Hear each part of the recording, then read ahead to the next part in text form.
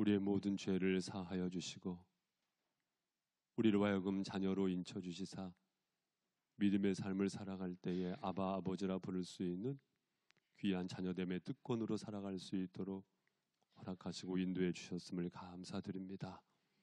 사랑하는 주님, 이 시간 주님 앞에 그 기쁨으로 은혜로 감사로 예배할 때에 영과 진리로 드려지는 예배가 되기를 소망합니다. 성령께서 우리 연약함을 도우셔서 우리로 하여금 더욱더 온전한 예배자가 될 수 있도록 주여 축복하여 주시옵소서.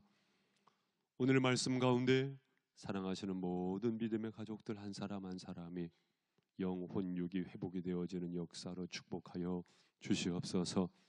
또한 그 삶의 정황 속에서 우리 하나님께서 회복하시는 놀라운 은혜 역사로 활짝 열어 주시옵소서. 주님 앞에 의탁드리옵고 감사드리며 예수님의 이름으로 기도합니다. 아멘. 거울 속에 나는 먼저 웃지 않는다, 이런 말이 있지요. 내가 활짝 웃으면 거울 속에 나도 활짝 웃지요. 우리 마찬가지입니다.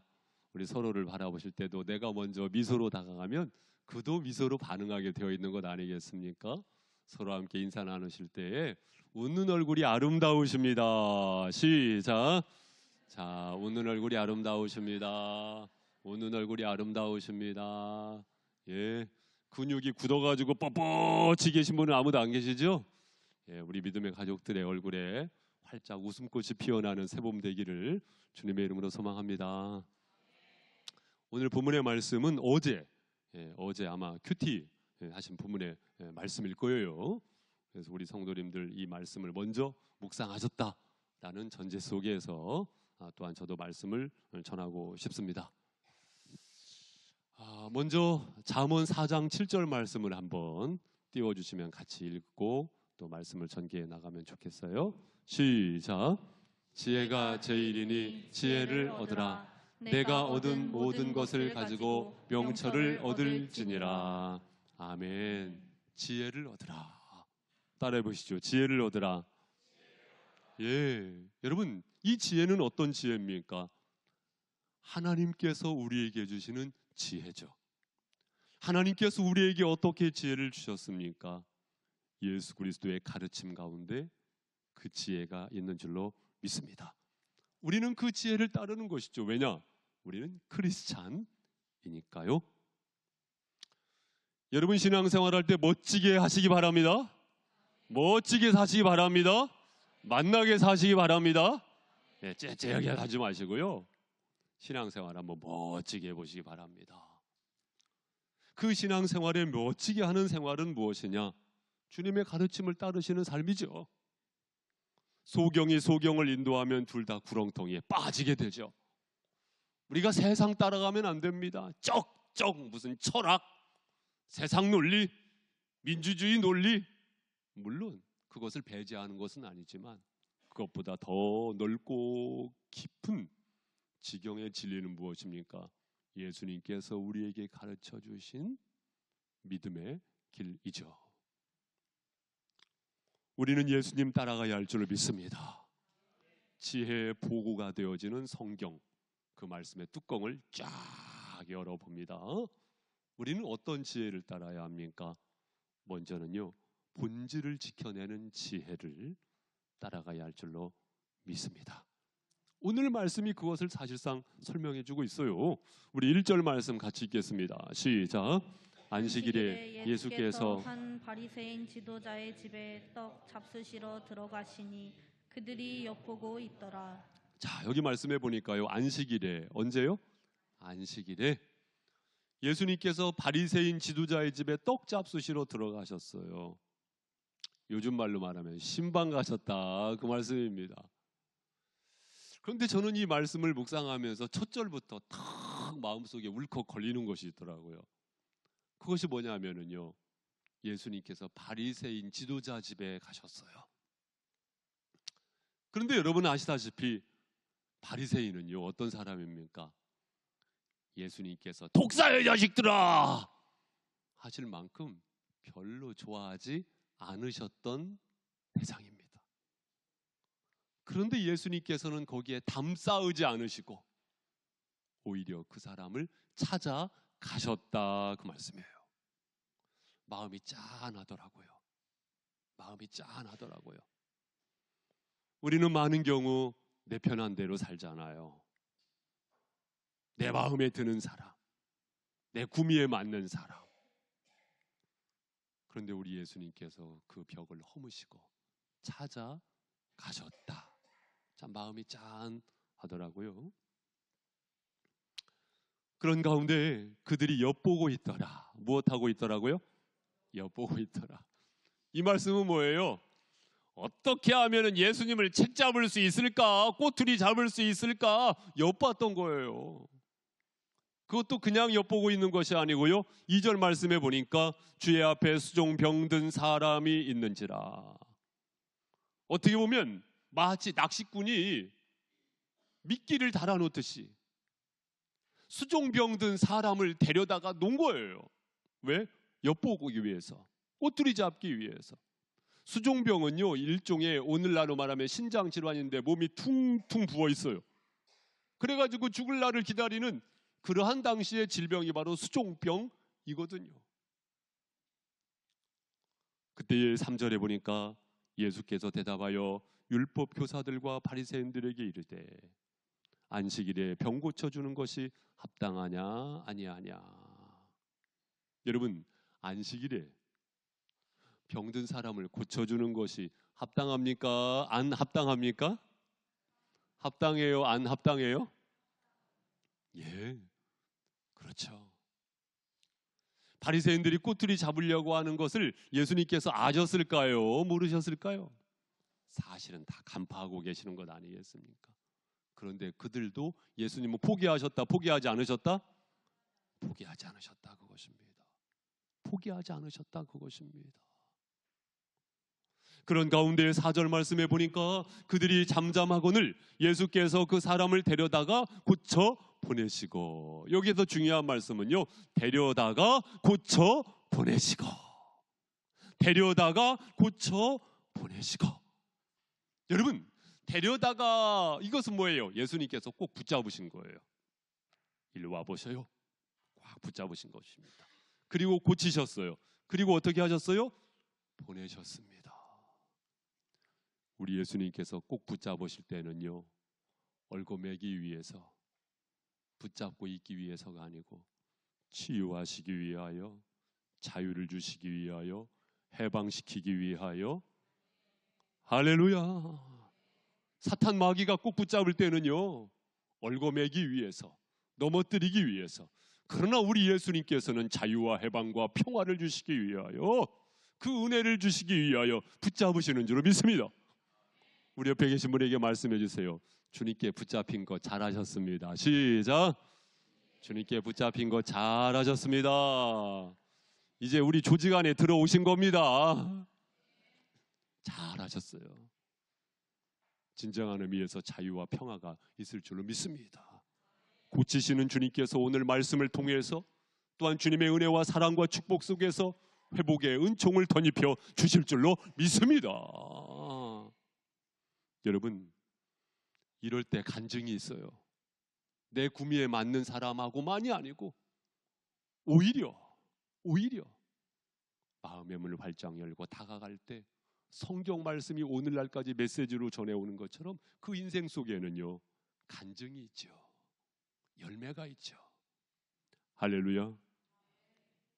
그러면서 그 유명한 말씀, 주님께서 말씀하시는 것 아니겠습니까?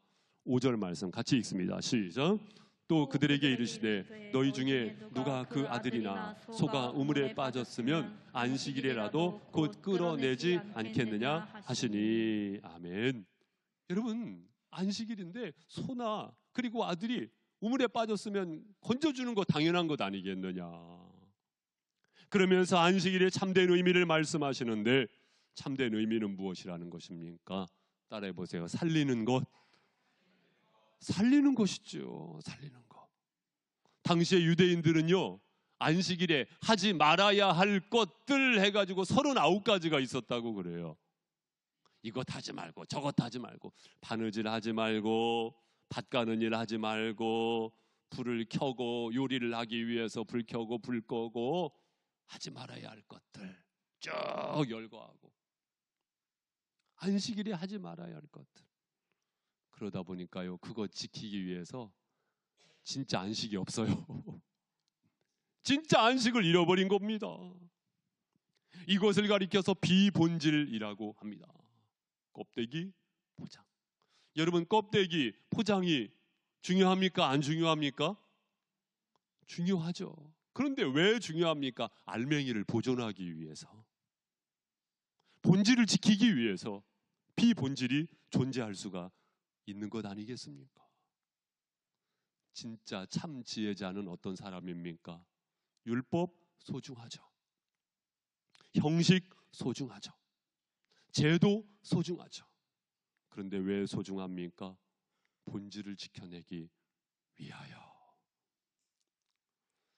어떤 교회는 그런 교회도 있다 하더라고요. 아, 교회 카페트를 깝시다. 무슨 색깔로 할까요? 그러니까 어떤 분이 손을 탁 들어서, 예수님의 십자가 보혈을 상징하는 붉은색으로 합시다. 그러니까 옆에 있는 사람이, 아닙니다. 시편 23편 색깔로 합시다. 시편 23편 색깔이 뭐예요? 여호와는 나의 목자시니 내게 부족함이 없으리로다. 그가 나를 푸른 초장에 누이시며 실만한 물가로 인도하시도다. 푸른 초장, 파란 색깔.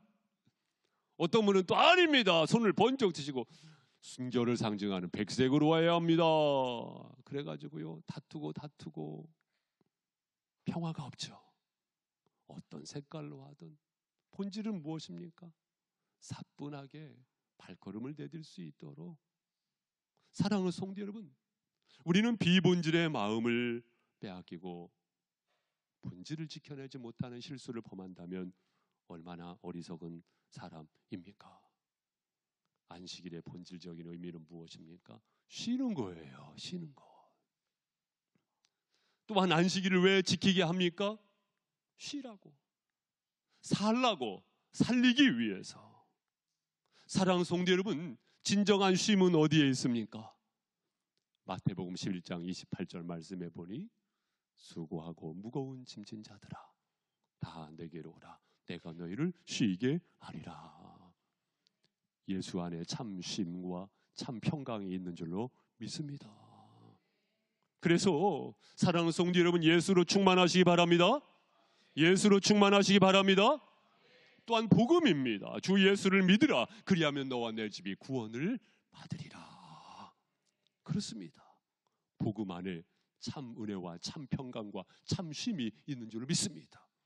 그래서 주일은요, 예수로 충만, 복음으로 충만한 주일, 그 안에서 참된 영혼의 평강이 있으시기를 주님의 이름으로 축복합니다. 또한 7절 말씀으로 가보도록 합니다. 청함을 받은 사람들이 높은 자리 택함을 보시고 그들에게 비유로 말씀하여 이르시되. 여러분, 청함을 받았다. 그런 가운데 사람들이 높은 자리를 택함을 보셨어요. 그때 주님께서 무엇을 말씀하십니까? 8절, 우리 성도님들 8절 9절 읽어보십시오. 시작. 내가 누구에게나 혼인잔치에 청함을 받았을 때 높은 자리에 앉지 말라. 그렇지 않으면 너보다 더 높은 사람이 청함을 받은 경우에 청한 자가 와서 너더러 네 사람께 자리를 내주라 하리니 그때 내가 부끄러워 끝자리로 가게 되리라. 높은 자리에 앉지 말라는 것입니다. 왜냐하면 높은 자리에 버젓이 앉았다가 더 높은 사람이 오면은요, 깽깽깽하고 쪽팔리고 끝자리 가서 앉게 된다는 거예요. 여러분, 나보다 더 높은 사람은요, 이 세상에 곳곳이 있기 마련이거든요. 나보다 더 잘생기고 나보다 더 이쁜 사람은요, 이 세상 곳곳에 있기 마련입니다. 나는 강한 사람이야. 나보다 더 강한 강자는 없어. 그렇지 않습니다. 나보다 더 강한 사람은 곳곳에 있기 마련입니다. 가위바위보 보세요. 가위바위보. 주먹이 가위를 이깁니다. 그러나 주먹은 보자기에게 집니다. 그런데 또 보자기는 가위에게 집니다. 또 가위는 또 주먹에게 지게 되어 있어요. 더 높은 사람은 어디 가든지 만나기 마련인데요. 그렇기 때문에 무엇을 말씀하시는 겁니까? 차라리 10절에 보니까 청함을 받았을 때에 차라리 가서 끝자리에 앉으라. 그러면 너를 청한 자가 와서 너더러 보시어 올라앉으라 하리니 그때 함께 앉은 모든 사람 앞에서 영광이 있으리라. 그러면서 우리 주님께서 그 유명한 말씀 11절 함께 읽습니다. 시작. 무릇 자기를 높이는 자는 낮아지고 자기를 낮추는 자는 높아지리라. 아멘. 이 말씀을 보다 더 잘 이해하기 위해서 당시에 유대인들이 보통 음식을 먹을 때 식탁을 조금 설명드릴 필요가 있겠더라고요. 그때 당시 유대인들의 식탁은요 디귿자 이렇게 식탁이었다고 그러죠. 그리고 보통 주인이 앉는 자리는 이렇게 중앙에 있고, 그러니까 잔치를 배설한 사람, 그리고 그 잔치상의 가장 높은 상석은 어디냐면 주인의 우편, 그리고 출입구에서 먼 곳이라고 하더라고요. 그런 이제 근거에서 볼 때 여러분 최후의 만찬 더 라스트 서퍼 하면은 어떤 그림이 떠올려집니까? 레오나르도 다빈치의 그림이 떠올려지잖아요. 지금도 저 밀라노에 산타 마리아 그라치의 성당에 딱 걸려 있는 그림이잖아요. 그 그림에 보면은 예수님께서 딱 중앙에 있고 의자에 앉으셔가지고 테이블 탁자에서 음식을 드시잖아요. 근데 유대인들은 비스듬히 누워가지고 음식을 보통 먹고 포크를 사용한 것도 아니고 예수님께서 중앙에 이렇게 의자에 앉으셔가지고 식사를 했다. 사실은 레오나르도 다빈치가 유대인들의 문화 그 정보를 받지 못하고 사실은 그림을 그린 거죠. 엄밀한 의미에서 그 그림은 정보가 잘못된 그림이죠. 상석에 그 상석에 서로 앉고자 높은 자리에 서로 앉고자 했던 것입니다. 당시에 신분제가 뚜렷했었고 그 가운데 높은 자리를 탐한다는 것은 보통 일상이었다고 말씀드릴 수가 있겠는데요. 그 자리에 서로 앉으려고 하지 말라는 것입니다. 높아지려 하면 낮아지고 낮아지려 하면 높아진다. 이것은 굉장한 역설이면서 주님께서 말씀하신 귀한 메시지가 아니겠습니까? 그래서 제 성경에 보면 이 11절 말씀의 관주가 야고보서 4장 6절로 기록되어 있더라고요. 여러분 성경에도 그렇게 기록되어 있습니까? 제 성경에 야고보서 4장 6절 이제 관계되어지는 말씀 구절이 기록된 거거든요. 야고보서 4장 6절 말씀에 보니까 하나님이 교만한 자를 물리치시고 어떻게 하시고요? 물리치시고 겸손한 자에게 은혜를 주신다 하였느니라. 그렇죠. 교만한 자를 물리치시고 겸손한 자에게 은혜를 베푸시는 하나님 아니시겠습니까? 여러분 높아지려 하고 교만해지려고 한다면요 낮은 자의 행복이 없죠. 어떻게 보면 참 불쌍한 사람입니다. 가장 교만한 것은 무엇일까요? 믿지 않는 것이죠. 하나님을 인정해드리지 않는, 하나님께 나아가는 자는 반드시 그가 계신 것과 자기를 찾는 자들에게 상 주시는 이심을 믿어야 할지니라. 하나님을 의식하지 않고, 여러분은 어떻습니까? 하나님을 의식하지 않고 사람만 의식하면서 살아가는 삶, 교만한 삶이거든요.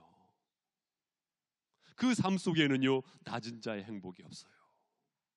사랑하는 성도 여러분, 하나님께 인정받기를 소망하시기 바랍니다. 겸손한 자의 모습 아니겠습니까? 야고보서 4장 10절 말씀도 주 안에서 낮추라 그리하면 주께서 너희를 높이시리라. 이것이 지혜입니다. 세상 지혜 따라가지 마시고 주님 말씀하신 하늘의 지혜를 따라가시기를 주님의 이름으로 축복합니다. 주님께서 높이신다니까요. 주님께서 높이신다니까요. 사랑하는 성도 여러분, 왜 주님께서 높여주시는 은혜를 우리가 받을 만합니까? 또 왜 높아져야 할까요? 우리가 부정하던 혹은 인정하든 인정하지 못하던 간에 오늘날 크리스찬들의 권위가 많은 경우 땅에 떨어져 있는 그런 모습을 보지 않습니까? 저는 이 권위가 다시 회복되어져야 한다고 믿습니다. 그러기 위해서는 다른 방법 없어요. 낮아지는 거예요. 할렐루야. 낮아지기를 힘쓰는 것입니다. 내가 낮아졌을 때에 육성이 확 올라와가지고 얼굴이 울그락불그락해지면은요, 밴댕이 소갈딱지하고 다를 바 없는 거예요. 낮아짐의 기쁨, 낮아짐의 기쁨, 그 기쁨을 잃어버리지 마시기를 바랍니다. 그리고요, 이것이 하나님의 마음이에요. 아버지가 부모된 심정으로 자녀가 이왕이면 높아지기를 원하지 저 바닥 끼기를 원하겠습니까? 여러분, 바닥으로 내려앉으면 하나님께서 그렇게 높여주실 줄 믿습니다. 우리 예수님께서 십자가에 죽기까지 복종하셨어요. 그러한 가운데 만물이 예수의 발 아래 무릎 꿇게 되지 않습니까? 이것을 가리켜서 영적 권위라고 하지요. 이 영적 권위가 회복되어지는 삶 되시기를 주님의 이름으로 축복합니다. 아버지께서 나를 향해서 바라시는 거거든요. 적절한 표현인지 모르겠지만 저를 목사 만들어주신 여의도 침례교회 한기만 목사님, 제가 전도사 시절 때 한기만 목사님 완전 하늘이셨죠. 어떻게 저렇게 목회를 잘 하실 수 있을까? 어떻게 이런 교회를 이루실 수가 있었을까? 어느 날은 저희 부목회자들에게 그런 간증하시더라고요. 그 여의도 침례교회가 옛날에는 그 여의도 모래벌판에 교회를 세운 거거든요. 조그마한 교회로 세워서 그렇게 성장하시기까지 목회 초창기에 있었던 일들을 말씀을 하시더라고요. 어떤 말씀이냐면은 지금 그때 당시에 장로님들 몇 분을 말씀하시면서 그분들께서 나한테 담배 심부름 시키셨던 분들이셔. 그러니까 믿지 않으실 때, 한 전도사 담배 좀 사다 줘. 그때 한 전도사님이 한기만 목사님께서 얼마나 속이 부글부글 끓었겠어요. 그런데요, 꼭 참으시고, 글쎄 참으셨는지 아니면 예수님 성품이시기 때문에 웃음으로 가셨는지 담배 사다 드렸대요. 그런데 그 분들이 조금씩 마음이 녹아들어지고 그분들이 예수 믿게 되고 지금은 저렇게 훌륭한 장로님들 되셨어. 말씀하시면서 저희들한테 가르쳐 주시더라고요. 사랑하는 성도 여러분, 낮고 낮아지는 것이 결코 손해는 아니더라고요. 우리도 일상 속에서 마찬가지입니다. 우리 교회가 세상 가운데 감동을 안겨주는 교회가 되기를 소망합니다. 그것은 크고 거창한 것으로부터 시작되는 것이 아니고요, 내 삶 속에서 발자국 한 걸음 한 걸음 내딛는 데부터 사랑하는 성도 여러분 시작되어지고 또한 확장되어지는 것 아니겠습니까? 또한 왜 높아져야 합니까? 그럴 때 하나님의 영광이 드러나기 때문입니다. 하나님의 권위가 이 세상 가운데 드러나기 때문입니다. 저는 사랑하는 믿음의 가족들을 통해서 하나님의 영광과 권위가 드러나게 되어지는 믿음의 삶이 펼쳐지기를 주님의 이름으로 축복합니다. 이를 위하여 우리는 더 낮아져야 합니다. 위세를 좀 부리고 살고 싶은데 그런 경우에는요, 확실해요. 그 마음속에 전쟁 중입니다. 왜냐하면 그 안에 예수 생명은 있지. 예수님은 주님이시니까 나를 인도하시려고 하고 이끄시려고 하지. 나의 육성은 살아있지. 전쟁 중이에요. 전쟁 중이에요. 여기에는 참된 행복이 없어요. 맡기시기를 바랍니다. 그리고는 주님께서 어떤 삶을 살기를 원하시는지 그 삶을 향하실 수 있기를 바랍니다. 그러면은요, 몸은 조금 피곤해요. 그러나 영혼은 행복해요. 할렐루야. 진짜 참 행복이 있는 것이 아니겠습니까? 주중에 셀 모임을 가지실 때도요, 더 높아지려고 하지 마세요.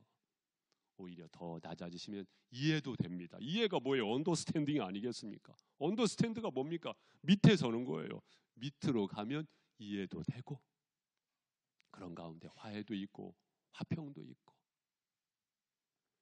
사랑하는 성도 여러분, 우리가 살아야 할 믿음의 삶을 하나님께서, 우리 주님께서 열어주시는 지혜를 따라 사시기를 주님의 이름으로 축복합니다. 마지막으로는요, 12절부터 갑니다. 또 자기를 청한 자에게 이르시되 내가 점심이나 저녁이나 베풀거든 벗이나 형제나 친척이나 부한 이웃을 청하지 말라. 두렵건대 그 사람들이 너를 도로 청하여 내게 가품이 될까 하노라. 13절 14절 함께 읽습니다. 시작. 잔치를 베풀거든 차라리 가난한 자들과 몸 불편한 자들과 저는 자들과 맹인들을 청하라. 그리하면 그들이 갚을 것이 없으므로 내게 복이 되리니 이는 의인들의 부활 시에 내가 가품을 받겠음이라 하시더라. 아멘. 진짜 복이 무엇이냐 그거예요. 진짜 복이 무엇이냐. 그러면서 주님 말씀하지 않습니까? 잔치자리를 열고 청할 때에 부한 이웃을 청하기보다 어떤 사람들을, 가난한 사람, 몸 불편한 사람, 저는 자, 맹인, 당시 사회 속에서 소외되어져 있던 대상들 아니겠습니까? 마태복음 25장 40절 말씀도 지극히 작은 자에게 하나에게 한 것이 곧 내게 한 것이라고 주님 말씀을 하셨으니까요. 그들은요 갚아줄 것이 없어요. 그렇죠? 갚아줄 것이 없어요. 그런데 무엇이 있다는 겁니까? 14절 하반절에 보니까 부활 시에, 어떤 때요? 부활 시에 내가 가품을 받겠음이라. 누가 갚아주신다는 겁니까? 그렇죠. 하나님께서 갚아주신다는 겁니다. 우리는 부활 시가 있다, 부활 때가 있다는 것을 아는 사람들입니다. 이것을 모르는 어리석은 사람들이 아니고 이것을 아는 사람들입니다. 하나님께서 갚아주실 줄로 믿습니다. 그래서 마태복음 6장 3절 4절 말씀도 오른손이 하는 일을 왼손이 모르게, 그렇죠. 노을을 보면서 종종 그런 생각을 합니다. 노을 같은 사람이 돼야지. 새벽 이슬을 보면서 종종 그런 생각을 합니다. 새벽 이슬 같은 사람이 되어야지. 소리는 없지만 대지를 촉촉히 적시는 사람. 우리가요 너무 떠들썩하면 안 돼요. 뭐 하나 해놓고 떠들썩하면 안 됩니다. 노을같이, 이슬같이 소리 없는, 사랑하는 성도 여러분,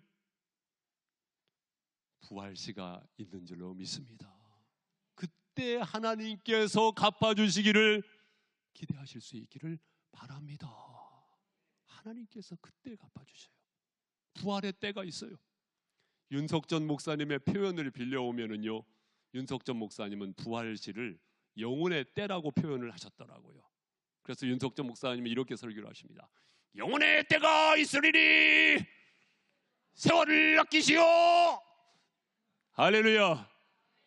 조용기 목사님 표현을 가지고 오면은 부활시가 있습니다. 그렇기 때문에 우리가 섬김으로 살아야 할 줄 믿습니다.